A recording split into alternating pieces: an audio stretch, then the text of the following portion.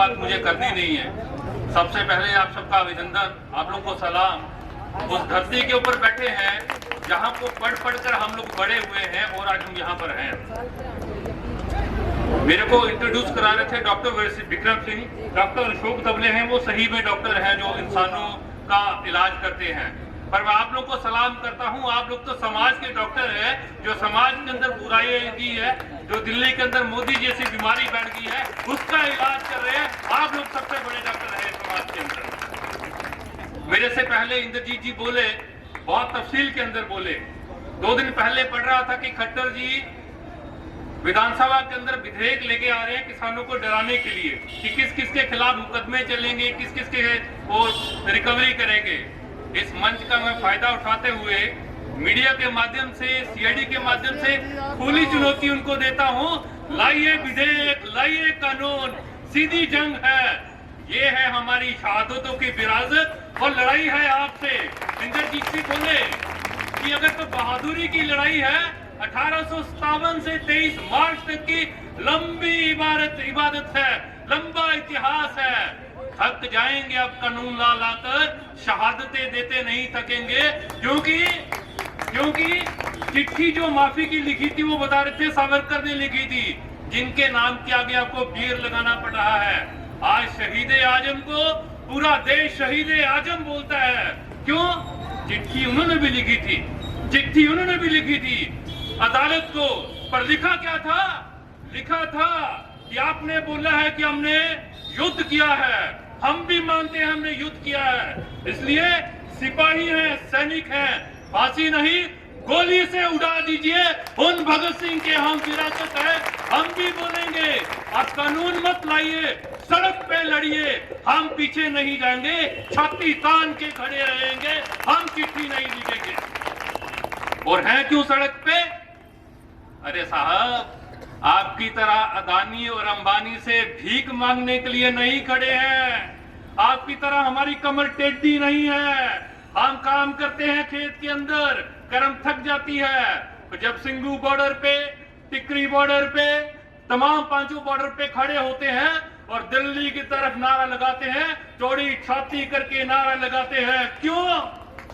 क्योंकि हम मांगते हैं जो मेहनत करेंगे खेत के अंदर, मजदूर मांगता है मेहनत करेंगे फैक्ट्री के अंदर, उस खून पसीने की हक मांगते हैं। हम आपसे कोई नहीं मांगते रहे। आपको लग रहा है कानून वापिस लेकर, न्यूनतम समर्थन मूल्य देकर आप हम पे कोई एहसान करेंगे? नहीं, हम एहसान करते हैं मेहनत करके, आपके ऊपर, आपको अन्न देते हैं, आपको अपने जो मेहनत का फल देते हैं। हम तो सिर्फ बोलने आए हैं, जो आप हमारे साथ अन्याय करते आए थे, जो लूटते आए थे, रोक दीजिए, रोक दीजिए। आपको संसद के अंदर भेजा था, रोक दीजिए। नहीं तो जिस तरह से अंग्रेज को कॉलर से उठा के बाहर फेंका था, तेरे को भी कॉलर से खींच के संसद से बाहर फेंकेंगे। ये बोलने के लिए हम लोग यहाँ पर आए हैं, ये अपील करने हम आपसे आए हैं और पूरा भारत बोल रहा है। अब ये दिन चले गए जब बोलते थे पंजाब, हरियाणा। नहीं, चिंता शुरू हो गई है, अब बहुत चिंता भी शुरू हो गई है। यूपी का, पश्चिमी यूपी, ये हमारे नेताजी बताते थे बड़ा मुश्किल है जाना, बीजेपी बड़ी स्ट्रांग है। अब तो उल्टा हो गया। आपने ऐसा शुरू किया, हरियाणा ने शुरू किया था, मुझे पता है। बीजेपी का एमएलए जाता था तो डरता डरता रात को निकल रहा था कि लोग आ जाएंगे, क्या जवाब दूंगा। वो पश्चिमी यूपी के जो बड़े बड़े गुंडे एमएलए बने थे, वो भी डर रहे हैं कि कैसे जाना है वापस घर के अंदर। इतना बड़ा आंदोलन हो गया है, वहां भी बीजेपी के लोग नहीं जा पा रहे, पूरे भारत के अंदर फैल गया है। सलाम किसानों को, सलाम मजदूरों को। अब मेहनत करता है, दर्द के रिश्ते को जानता है। मैं पिछले दिनों मध्य प्रदेश के अंदर था, मैं उनसे बात कर रहा था कि जो किसान है वो दर्द का रिश्ता जानता है, चाहे गोली मंदसौर के किसान के ऊपर चले, हरियाणा का किसान भी खड़ा होता है, क्योंकि गोली उसके सीने पे चलती है, दर्द हमें होता है। किसान ने भी पहचाना कि हमारा दर्द का रिश्ता है, इस सरकार का भी दर्द का रिश्ता है, वो भी जानते हैं।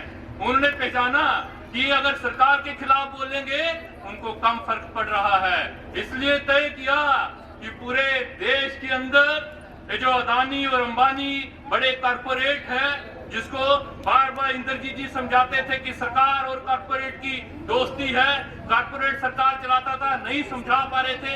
बड़े बड़े यूनिवर्सिटी के अंदर रिसर्च होती थी, किसानों के आंदोलन ने पूरे भारतवर्ष के अंदर बता दिया कि वो कैसी दोस्ती है, और तय किया कि जब अदानी के वो गोदाउन के अंदर नहीं जाएगी गाड़ी, पेट्रोल पंप का पेट्रोल नहीं बिकेगा, वो जो चोट होगी, चोट तो अदानी और अंबानी को होगी, पर जो दर्द है वो मोदी और शाह के सीने में होगा।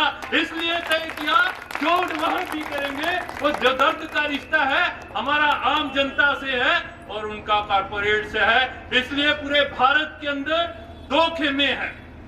आज हमें याद है, पहले बोलते थे बॉर्डर, तो पहला बॉर्डर याद आता था। मैं मेजर सिंह को बोल रहा था अपने गुस्सा नहीं करना, टूरिज्म के अंदर कमी आ गई है। बाघा बॉर्डर लोग घूमने जाते थे कि बॉर्डर देखना है, बाघा का बॉर्डर देखना है, वहां पे परेड देखेंगे।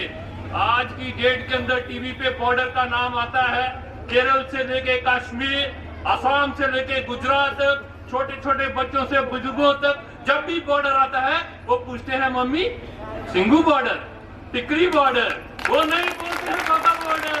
इसलिए बाघा बॉर्डर नहीं जा रहे लोग, अब सिंगू बॉर्डर जा रहे हैं, टिकरी बॉर्डर जा रहे हैं। और ये लड़ाई क्या है? बॉर्डर के इस पार है भारत की जनता, किसान, मजदूर, कर्मचारी, महिलाएं, नौजवान, छात्र, जो भारत की आजादी की लड़ाई, ये जो भारत के किसानों को गुलाम बनाने की कोशिश कर रहे हैं, उनकी आजादी की लड़ाई लड़ रहे हैं। और दूसरी तरफ कौन है? मोदी, शाह, अंबानी और अदानी और उनकी कॉर्पोरेट मीडिया। और ये लड़ाई है, इतिहास गवाह है, जब जब तानाशाह और जब जब आम जनता में लड़ाई हुई है, जो जीत है वो जनता की होगी, इस बार की जनता की होगी। और अंत के अंदर बार बार बोलते हैं किसान पीछे हटने के लिए तैयार नहीं है, मान नहीं रहे हैं। हम बोलते हैं, शाह और मोदी को यहाँ से बताना चाहते हैं कि भाई बॉर्डर तो आपने खड़े कर दिए, हम तो आपसे बात करने आए थे, हमने बोला चुनी हुई सरकार है, उनसे बात करेंगे, हमने रास्ता नहीं रोका। लोग बोल रहे हैं दिल्ली को घेर के बैठे हैं किसान, नहीं, हमने नहीं घेरा, आपने मजबूर किया वहां पर बैठने पे। उन्होंने सोचा खुद हीटर लगा के बैठते हैं इसी कमरे में, किसान को ठंड लगेगी भाग जाएगा। वो तो किसान है, सर्दी में भी खेत में, गर्मी में भी खेत में। हमने बॉर्डर को अपना घर बना लिया, और जब बना लिया तो वो बॉर्डर है, आपको नहीं पता साहब, क्योंकि आपके परिवार से बॉर्डर पे कोई गया नहीं।